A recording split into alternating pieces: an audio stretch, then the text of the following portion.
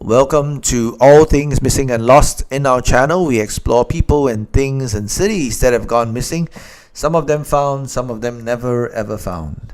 This is a good reminder to us all to take care and love the people and things and cities that we have around us. They may not always be there. Do remember to like, share, and subscribe. I've been away for about a month because I've been away on vacation, had a good time closing up the last year and raring to go for this year.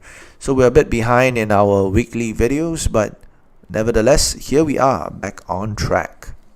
Today's episode takes us into Japan, and I want to be speaking about Mount Asahi Daisetsuzan National Park. It's a beautiful national park with a few mountains that are linked to one another. Mount Asahi is just one of them. In fact, there are various mountains such as Mount Kurodake, as well as also Mount Ishikaridake. These are not the only mountains, just to name a few of them. There are also beautiful ropeways from which you can take cable cars to get a good scenic view and ascend to higher heights. In this mountain range, there are also onsens, hot springs, as it were, that you can visit if you are a fan of those, as well as very beautiful sceneries that you can take in. In fact, there's a lake nearby, Lake Daisetsuzan, which is a beautiful lake of which you can take many wonderful photographs and make many beautiful memories. It's no wonder that this place is popular with the Japanese themselves, as well as also with foreign tourists who come all the way there just to hike up the mountain. To help us understand today's story better, I want to say that one of the key features on Mount Asahi is that of these two features known as the safe rock. The first one on the left is Kinko Iwa, which is the safe rock. It is the genuine article, and it's a landmark that hikers up to the Mount Asahi's summit look out for, because if you see this landmark and you follow it, it will lead you towards town and towards the ropeway. But the landmark on the right is to be noticed for the opposite reason. You are to stay away from it because it is known as the fake safe rock, Nisei Kinko Iwa. And if you follow this landmark erroneously, it's going to lead you into a dense bamboo grove vegetation, as well as steep cliffs that you probably cannot see very well. You slip and fall and you're going to die, or you're going to get lost. So two very similar looking landmarks that you see on screen, one to be followed, the other to be avoided. And I hope you get a sense as to where our story is going. In this Japanese map that I put on screen, you can see the embossed in the blue rectangular box, as well as Nisei Kinko Iwa, the fake safe rock, put in the green rectangular box, and you can see how close they are. And this is just a story brewing for disaster. So we find ourselves right now in the 24th of July 1989 in Japan on Mount Asahi, whereby two hikers follow the wrong safe rock, the fake safe rock. They find themselves in an inextricable situation whereby they are lost now amidst dense vegetation, as well as also steep cliffs. Well, the rescuers realize that these hikers have not called in, reported in, and they've gone missing, and so a search party is launched for them. Helicopters go up in the air, and it is then whereby they notice a huge SOS sign made out of fallen birch tree logs on the side of Mount Asahi.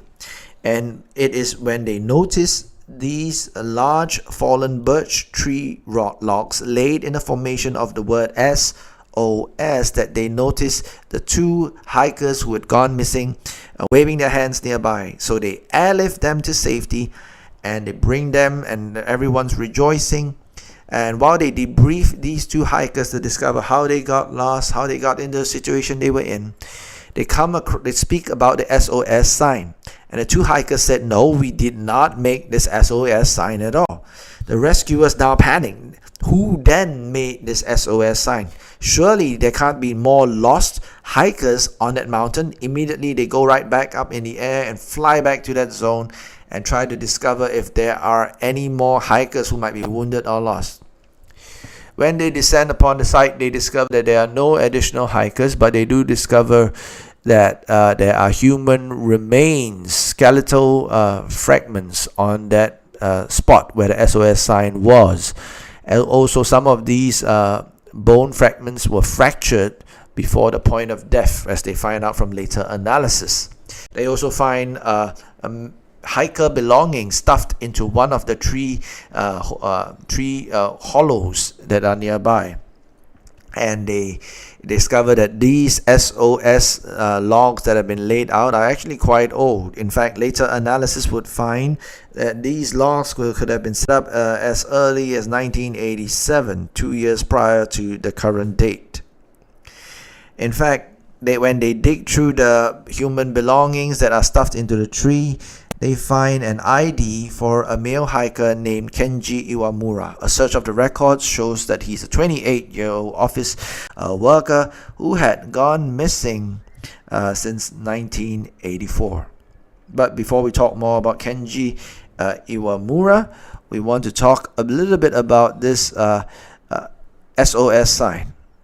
When they found that this SOS sign had been around for a number of years, and that Kenji Iwamura also had been declared missing for a number of years since 1984, they went back to check their records, because they knew that every now and then the Japan Forest Agency as well as the Japan Geographical Authority fly planes over the area to take aerial photographs. And they checked their 1987 records, and they found that at about the time of about 20th September 1987, they had seen that SOS sign in their aerial photos, just that no one paid notice to it. They were just looking out more for the terrain and the topography, and no one really paid attention to it. But it's been around for a number of years. Let me talk a little bit more about Kenji Iwamura. They found his belongings in a tree nearby with a male hiker's jacket, as well as a notebook whereby he kept notes, as well as also a tape recorder. And they also found, in addition to that, 2 cameras. When they played the tape recorder, they discovered a male voice speaking through the tape recorder, and he was calling for help, really. They found his ID as well, and when they played the tape recorder, they found that there's a voice of a man saying these exact words: "SOS, help me. I can't move on the cliff. Help me. It's the place where I first met the helicopter. It's deep and I can't get up. Lift me from here." And when the tape recording ends, it goes on to music that had been recorded prior to this voice recording, and it's anime music. The bones that were discovered were initially thought to be female, but it's only after the 28th of February 1990 whereby they re-examined the bones that they concluded that it belonged to a male. Remember that this is a time when before DNA was a popular way of ascertaining who owned what or where the bones belonged to. So it was concluded that the bones belonged to Kenji Iwamura, who had gone hiking in 1984 on the 10th of July and told his loved ones about it, but he was thereafter never found. He was declared missing, and no one knew what happened to him. It is very likely that Kenji began his journey on Mount Kurodake, which was adjacent to Mount Asahi, and was trying to ascend towards Mount Asahi. He had deviated from his path and moved towards south, towards the Chubetsu River, whereby he probably noticed a fake safe rock, followed it to his doom, slipped and fell down into the dense vegetation, and fractured his bones, as seen from the skeletal remains, that some of bones were fractured before death, and couldn't get himself out. But rescuers were puzzled as to how in his injured state he might have managed to pull logs and set up the SOS sign. They wondered if he had other companions, but a search of their records found that there were no other missing hikers that were declared during that time. So he must have been alone. He must have been desperate, calling out for help, dying slowly from his injuries that might have turned fatal, while initially not so, because of the delay in help. Why did he make that recording? Was it accidental that while he was screaming for help one day, he accidentally pressed the button? Or was he trying to be clever, knowing that he was slowly starving to death, dying of his wounds, that he would be robbed of his energy, and if he recorded himself on the tape recorder, he could play it back at full volume to whoever who might be nearby who could hear him calling for help. In fact, the danger of following the fake safe rock was repeated when a news crew went to cover the area and make reports from the area soon after this whole story broke, and they too found themselves following the wrong rock, getting to the wrong place, and then being unable to extricate themselves and needing some help before they were rescued. That's how dangerous it was. Well, that said, I'm sure they've put in measures these days to prevent people from going down the wrong pathway. But do take note and be careful in case you are planning on visiting Mount Asahi and Daisetsuzan National Park. Indeed, it's a beautiful place with many tourists and many locals hiking it daily. Follow the safe measures and I'm sure that you will be safe.